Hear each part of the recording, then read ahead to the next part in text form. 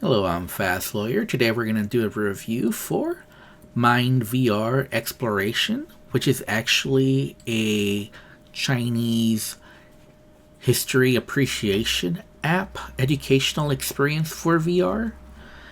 I got a free Steam key through the Steam Creator Connect program to review this game. It normally retails for $4. It's available for the Valve Index, HTC Vive, and the Oculus Rift. However, I can confirm it works perfectly fine on Windows Mixed Reality.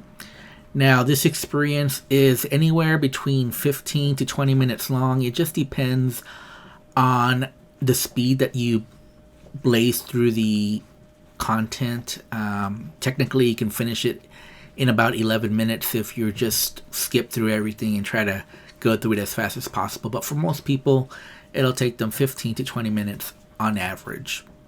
Now, you do have to play this standing because there is no turning, no smooth or snap turning at all. You have to physically turn in this game, and you only have nodal teleportation, so you can only move to the predetermined spots in the map, in the environment, and basically you just go from one major node to the other to do the selected activity. The interactions are very simple, very basic, and you'll see later on in this video that I try to do some calligraphy. That's probably the most interactive part of this experience, and I have troubles with the calligraphy.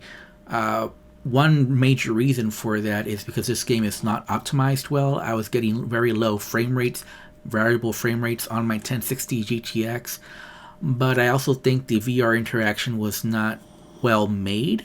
So I think it was a combination of both things, that just the VR interaction wasn't programmed to be very smooth or polished, but also the low frame rates affected how well I could draw the calligraphy for this game. Like I mentioned, it is running on the Unreal Engine, and there's some really nice scenic 360 environments.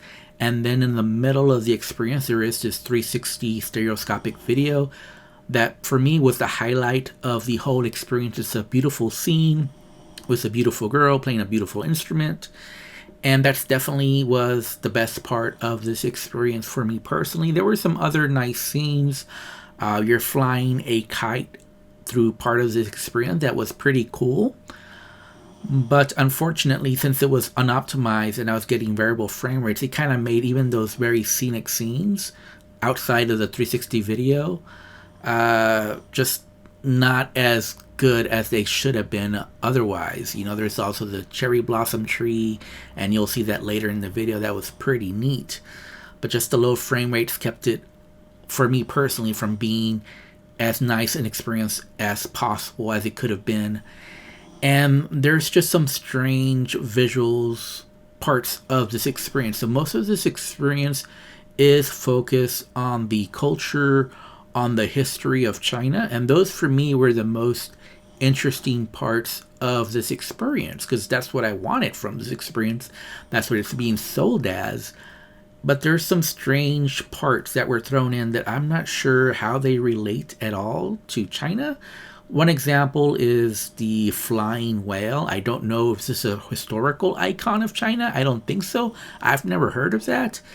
But I know I've seen this flying whale asset in a lot of other VR games, and for me it was just kind of like a fantasy portion of this game, and it seemed at odds with the rest of this game, which seems like a historically accurate and the current culture of China, and then they throw some fantasy portions that just don't make a lot of sense.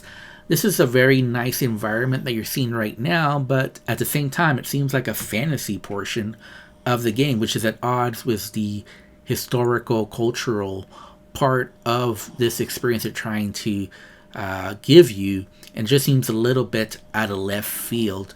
It's a nice experience, so I'm not going to complain too much. The flying, I believe these are swans, if I'm not mistaken, which would be a symbol of China. This makes sense. But the flying whales, and you see them quite a bit actually, they get repeated quite a bit, just didn't make a lot of sense for me.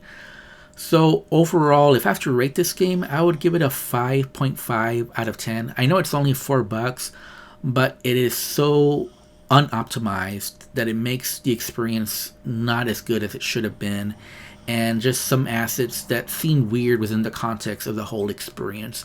Anyways, I would say if you're interested in the history of China, the culture of China, go get it. But otherwise, you might want to wait for a sale or for it to be better optimized. I'm Fast Lawyer. If you like my review, don't forget to like, comment, subscribe. Have a wonderful day. Goodbye.